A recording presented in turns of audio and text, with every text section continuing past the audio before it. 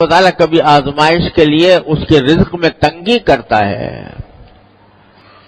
تو وہ شکوہ کرتا ہے کہ میرے پروردگار نے میری اہانت کی، میری توہین کی، میری بے عزتی کی، یعنی چاہیے تو یہ تھا کہ مجھے بہت کچھ ملتا، لیکن معاذ اللہ اللہ تعالیٰ نے میری بے عزتی کر کے مجھے بہت کم دیا، شکوہ کرتا ہے۔ اللہ تبارک و تعالی آگے یہ فرماتے ہیں کہ اگر یہ رزق میں تنگی آتی ہے تمہارے تو در حقیقت اس کی وجہ تمہارے خود اپنے تمہارے اعمال ہوتے ہیں۔ رزق میں تنگی کے دو مطلب ہیں۔ ایک مطلب تو یہ ہے کہ آمدنی کم ہو اور اتنی کم ہو کہ اس میں گزارا نہ ہو سکتا ہو، یا کم ہوتا، بہت ہی تنگی کے ساتھ گزارا ہوتا ہو، یہ بھی رزق کی تنگی کی ایک شکل ہے۔ اور دوسری رزق کی تنگی کی شکل یہ ہے کہ آمدنی دیکھنے میں تو بہت ہے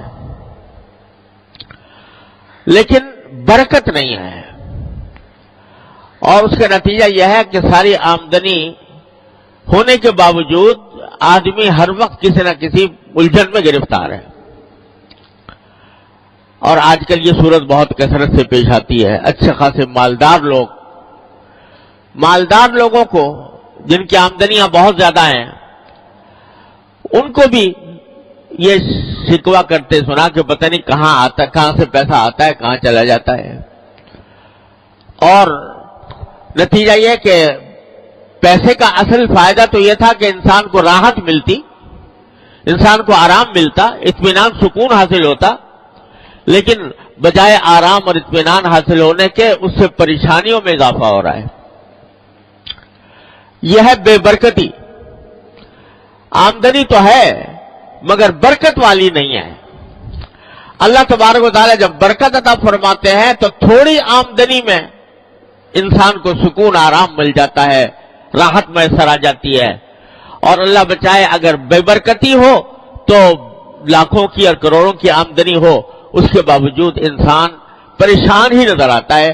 اور قرآن کریم نے ایک جگہ فرمایا کہ بعض اوقات انما یعذبہم بہا فی الحیاۃ الدنیا، اللہ تعالیٰ اس مال کو ان کے لیے عذاب کا ذریعہ بنا دیتے ہیں دنیا ہی کے اندر۔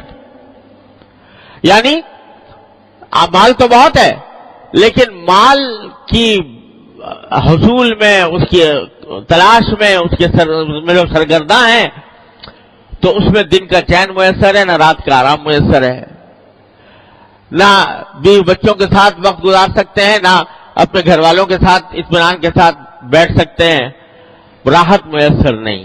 پیسہ ہے مگر راحت نہیں۔ یہ بھی رزق کی تنگی کی ایک بدترین شکل ہے۔ تو اللہ تبارک و تعالیٰ دونوں قسم کی تنگیوں کا، اس میں الفاظ جو ہیں دونوں قسم کی تنگیوں کے کو شامل ہیں کہ چاہے آمدنی کم ہو یا آمدنی میں برکت نہ ہو، دونوں کی وجہ در حقیقت یہ ہے کہ تم لوگوں کے حقوق ضائع کرتے ہو۔ لوگوں کے حقوق کیا ضائع کرتے ہو؟